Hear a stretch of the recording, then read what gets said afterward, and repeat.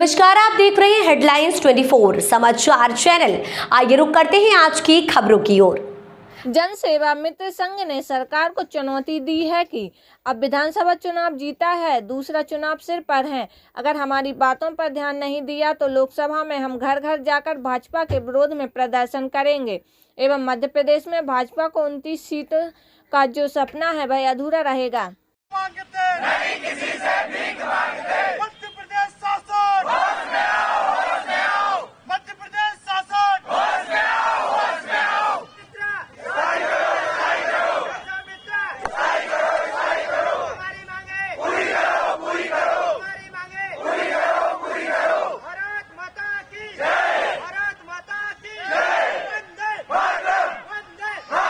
मेरा नाम ऋतुराज यादव है। हम लोग सभी जनसेवा मित्र पिछली बार भी बैठे हुए थे 10 तारीख में, जिसमें हमने माननीय मुख्यमंत्री जी को ज्ञापन दिया था कि हम सब जनसेवा मित्र 9300 हैं ऑल ओवर मध्य प्रदेश में। लेकिन हमारी ये मांग है कि हमें स्थायी किया जाए, क्योंकि हमारा कार्यकाल 31 जनवरी को समाप्त हो चुका है उनकी दृष्टि से वैसे, लेकिन आधिकारिक सूचना कोई नहीं आई है शासन के यहाँ से। इसलिए हम पुनः यहाँ बैठे हैं स्थायी रोजगार की मांग को लेकर। अब उस दिन हमने क्या किया था, 10 तारीख में हमने सभी जनसेवा मित्रों ने 51 यूनिट रक्तदान किया था। जनसेवा मित्रों ने जो हरदा में हादसा प्रभावित लोग थे उनके लिए हमने रक्तदान देकर भी देख लिया, धरना देकर भी देख लिया। अब हमारा ये है स्पष्ट, यदि सरकार प्यार से नहीं मान रही है तो अभी तो हम परमिशन ले लेकर बैठ रहे हैं धरने पर अपनी मांगों को लेकर, फिर हम बिना परमिशन के बैठेंगे। सुन ले सरकार और ध्यान से सुन ले, तब तक नहीं उठेंगे जब तक हमें स्थायी नहीं करोगे। ये हमारी सीधी मांग है, हमें स्थायी कीजिए। हम ये नहीं कह रहे हैं कि हम कह रहे हैं इसलिए आप स्थायी करो। आपने चुनाव में वादा किया है उसे निभाइए। आप रोजगार की कह रहे हो कि हम एक तरफ ये कह रहे हो कि हम सभी को रोजगार देंगे, प्रत्येक परिवार पर रोजगार देंगे। इधर 9300 परिवारों को बेरोजगार कर रहे हो और एक तरफ रोजगार देने की बात कर रहे हो। सरकार को सीधी खुली चेतावनी है कि अब हम परमिशन लेकर नहीं बैठेंगे।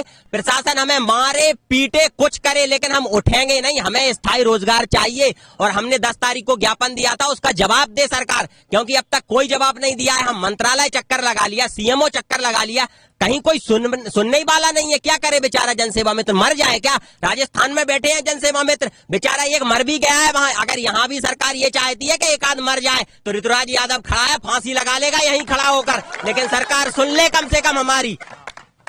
आपने बोला चुनाव में वादा किया था, चुनाव जीत लिया है, दूसरा चुनाव होने वाला, उसमें क्या स्टैंड है सरकार ने? बात दोबारा चुनाव में ये है कि सब विपक्ष में मतदान करेंगे सभी जनसेवा मित्र और गांव-गांव जाकर सभी से ये कहेंगे कि बीजेपी को वोट मत देना। ये वादा करती है, निभाती नहीं है, वादा खिलाफी करती है। अभी सभी प्रत्येक ब्लॉक में 30 हैं और सभी गांव-गांव जाकर अभी फोन आ रहे हैं गांव में कि बेटा तुमने वो लाडली बहना का मेरा और छूट गया, और कोई कह रहा मेरी वृद्धा पेंशन नहीं बंधी है बेटे बंधवाजे। उनसे ये कहेंगे कि भाई आपका तो होगा ही नहीं कुछ, हमारा ही कुछ नहीं हो रहा है इधर। तो सीधा स्पष्ट कह देंगे कि आप वोट मत दो बीजेपी को, सीधा बीजेपी के खिलाफ काम करेंगे।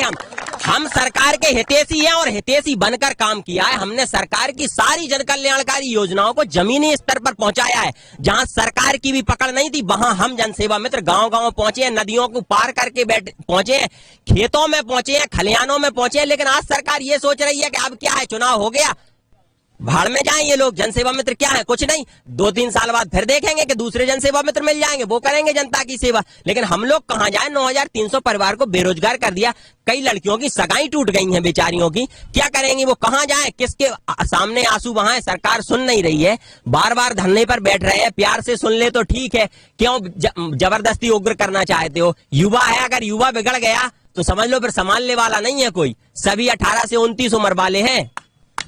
धन्यवाद। मैं रितु नगपुरी, जिला बालाघाट से।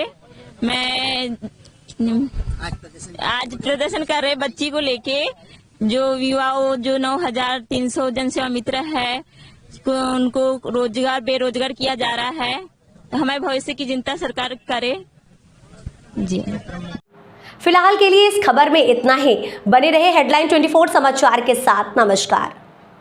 ऐसी खबरों में बने रहने के लिए हमारे चैनल को लाइक सब्सक्राइब जरूर कीजिए।